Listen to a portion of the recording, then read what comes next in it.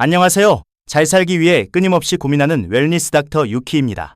웰니스에 대한 제 고민을 공유합니다. 지난 영상까지는 건강검진에서 어떤 검사가 의학적으로 근거가 있는지, 그리고 나만의 위험도 지도를 바탕으로 검진 항목을 어떻게 선별하는지에 대해 알아봤습니다.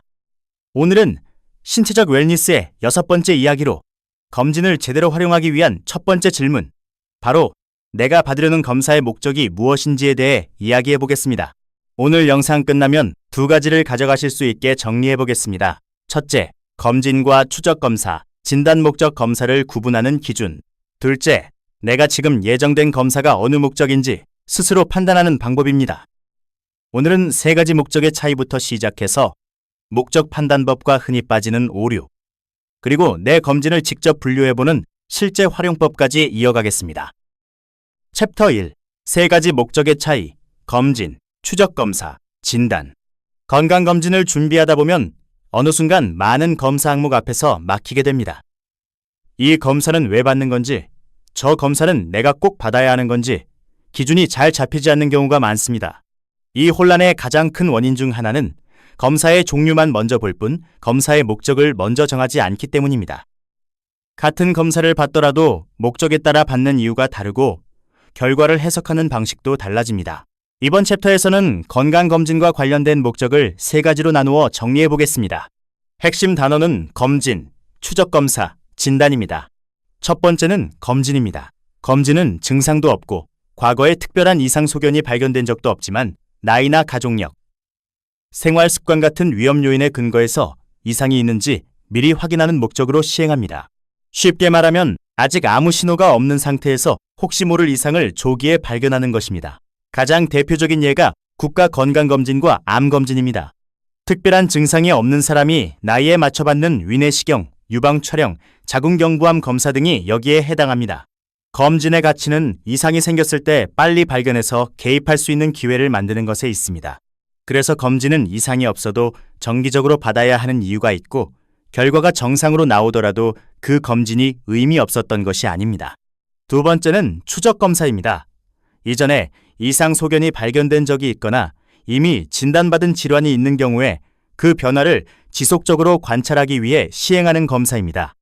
예를 들어 갑상선에 결절이 발견된 적이 있다면 그 결절의 크기나 모양이 변했는지 확인하는 초음파가 추적검사입니다. 대장내시경을 받았을 때 용종을 제거한 적이 있다면 그 이후 정해진 주기마다 받는 대장내시경도 추적검사입니다. 검진과 다른 점은 추적검사는 이미 발견된 이상을 기준점으로 삼아 그 이후의 변화를 보는데 초점이 맞춰져 있다는 것입니다. 그래서 추적검사를 받을 때는 이전 결과가 반드시 필요합니다. 비교할 기준이 없으면 변화를 판단하기 어렵기 때문입니다. 세 번째는 진단 목적 검사입니다. 현재 증상이 있거나 뭔가 이상하다는 느낌이 있을 때 그 원인을 파악하기 위해 시행하는 검사입니다.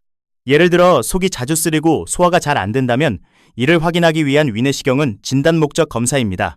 여기서 중요한 것은 진단 목적 검사는 증상에서 출발한다는 점입니다. 그래서 이 경우에는 검진을 예약하는 것이 아니라 병원 외래 진료를 먼저 보고 그 진료에서 검사 처방이 내려지는 것이 올바른 흐름입니다. 진단 목적 검사는 건강보험급여 적용이 되는 경우가 많아서 같은 위내시경이라도 진단 목적으로 외래에서 처방받으면 검진으로 받는 것보다 본인 부담이 낮아지는 경우가 있습니다. 이 3가지를 구분하는 것이 중요한 이유가 있습니다. 목적에 따라 급여 적용 여부와 보험 보장 범위가 결정되고 검사 주기와 결과 해석 방식, 이후에 취해야 할 행동까지 달라집니다. 검사 이름이 같아도 목적이 다르면 완전히 다른 맥락에서 받는 검사가 됩니다. 이 목적을 먼저 정리해두면 검진 전 준비부터 결과 해석까지 훨씬 구체적으로 접근할 수 있게 됩니다. 챕터 2. 내 검사가 어느 목적인지 판단하는 법. 3가지 목적을 구분했으니 이제 내가 받으려는 검사가 어느 목적에 해당하는지 판단하는 방법을 살펴보겠습니다. 판단 기준은 크게 3가지 질문으로 정리할 수 있고, 이 질문을 순서대로 적용하면 대부분의 경우 목적이 정리됩니다. 첫 번째 질문입니다. 지금 이 기관과 관련해서 이전에 이상 소견이 발견된 적이 있거나 이미 진단받은 질환이 있는가? 이 질문의 예라면 그 검사는 추적검사입니다. 갑상선 결절, 담낭 용종, 간낭종, 이전에 제거한 용종, 만성 위염 소견, 위축성 위염, 장상피화생처럼 어떤 형태로든 과거에 이상 소견이 있었던 기관에 대한 검사는 추적 검사의 성격을 갖습니다. 이때는 이전 검사 결과를 미리 정리하는 것이 중요합니다. 추적 검사는 이전 결과와 비교해서 변화를 보는 것이기 때문에 기준이 되는 이전 결과가 없으면 변화를 판단하기 어렵습니다. 두 번째 질문입니다. 특별한 이상 소견이나 진단 이력은 없지만 가족력이나 생활 습관 때문에 이 기관이 취약할 수 있다는 판단이 있는가? 이 질문의 예라면 그 검사는 검진입니다. 예를 들어 부모님 중 위암 진단을 받은 분이 있다면 위에 대한 평가가 더 중요해집니다. 오랫동안 흡연을 해왔다면 폐와 심혈관에 대한 평가가 의미 있어집니다. 음주량이 많다면 간과 식도, 대장에 대한 관심이 필요합니다. 이처럼 나의 위험 요인에 근거해서 아직 확인되지 않은 이상이 있는지 확인하는 것이 검진의 목적입니다. 이전 영상에서 다뤘던 위험도 지도가 여기서 직접 연결됩니다. 내가 어떤 기관의 위험 요인을 갖고 있는지를 알면 어떤 검사를 검진 목적으로 받아야 하는지도 자연스럽게 결정됩니다. 한편 위험 요인이 뚜렷하지 않더라도 단순한 궁금증에서 시작하는 검사도 검진에 해당합니다. 주위에 심근경색으로 쓰러진 사람이 있어서 걱정이 되는 경우 어떠한 위험 요인이 있지 않더라도 내 혈관의 상태가 궁금해질 수 있습니다. 이때 경동맥 초음파나 심장혈관, 칼슘 CT를 촬영한다면 궁금증에서 하게 되는 검진이 됩니다. 세 번째 질문입니다. 지금 이 기관과 관련된 증상이 있는가? 이 질문의 예라면 그 검사는 검진이 아니라 진단 목적 검사에 해당하고 검진을 예약하기 전에 외래 진료가 먼저입니다. 이 부분이 현실에서 가장 많이 혼동되는 지점이라서 다음 챕터에서 따로 자세히 다루겠습니다. 이 세 가지 질문을 순서대로 적용해보면 예정된 검사들이 어떤 목적인지 대부분 정리됩니다. 목적이 명확한 검사는 준비 방향도 잡히고 결과를 받았을 때 어떻게 해석해야 하는지도 좀 더 구체적으로 생각할 수 있습니다. 반면 목적이 불분명하게 느껴지는 검사가 있다면 그 검사가 지금 시점에 정말 필요한지 한 번 더 생각해 볼 수 있는 기회가 됩니다. 검사를 많이 받는 것보다 목적에 맞는 검사를 받는 것이 검진을 잘 소비하는 방법입니다. 챕터 3. 증상이 있을 때 검진을 쓰는 오류. 이번 챕터는 검진을 잘못 소비하는 가장 흔한 패턴 하나를 구체적으로 다루겠습니다. 바로 증상이 있는데 검진을 예약하는 경우입니다.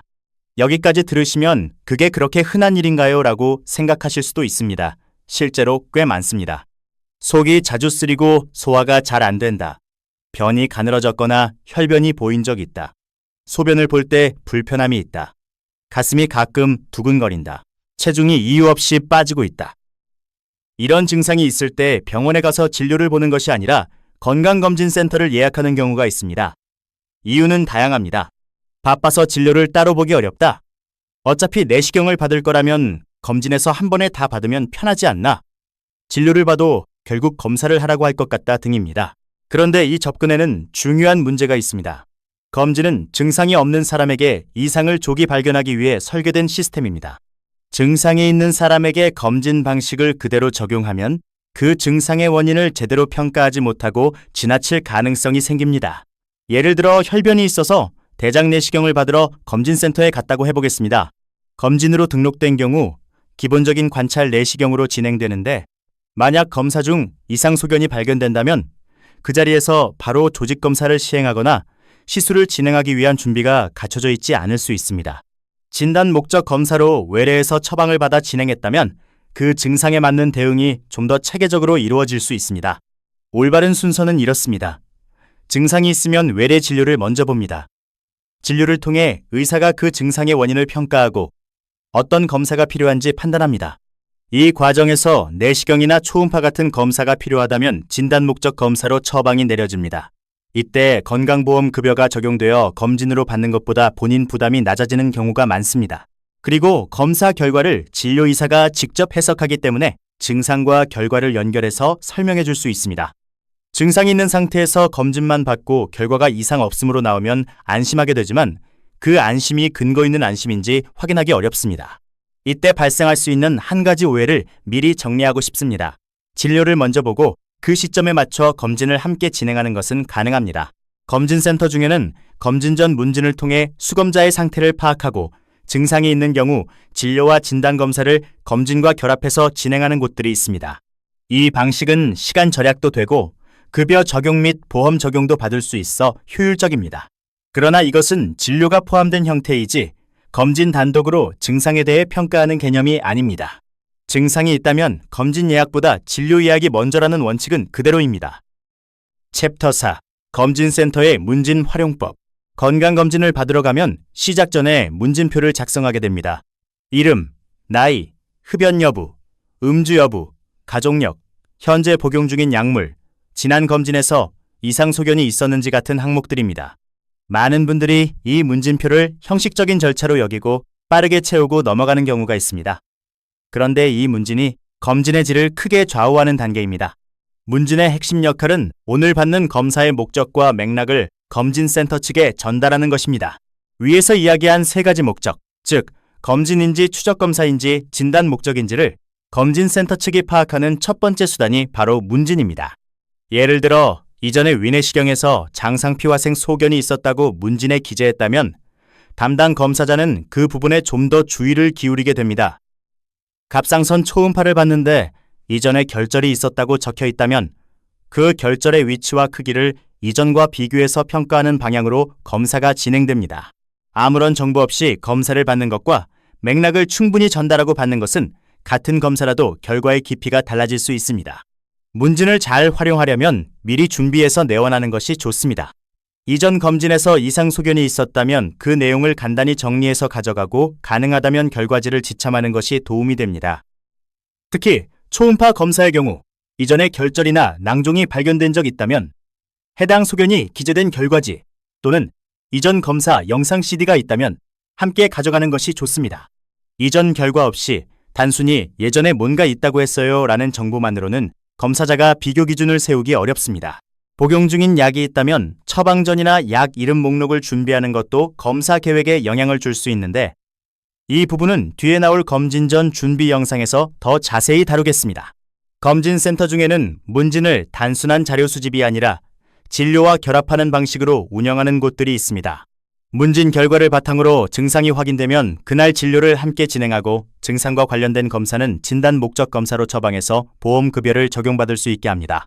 이 방식은 수검자 입장에서 추가 검사를 위해 다시 병원을 찾아야 하는 번거로움을 줄여주고 해당 검사가 급여 대상이 된다면 비용 부담도 낮아지며 검사 결과에 대한 전문의 상담도 한자리에서 받을 수 있습니다. 만약 검진을 앞두고 최근 불편한 증상이 생겼다면 검진 예약 기관에 미리 연락해서 이런 방식의 운영이 가능한지 확인해보는 것도 좋은 방법입니다. 이번 주에 검진이 예정되어 있고 최근 불편한 증상이 있다면 오늘 검진센터에 미리 전화 한 통을 해보시길 권합니다.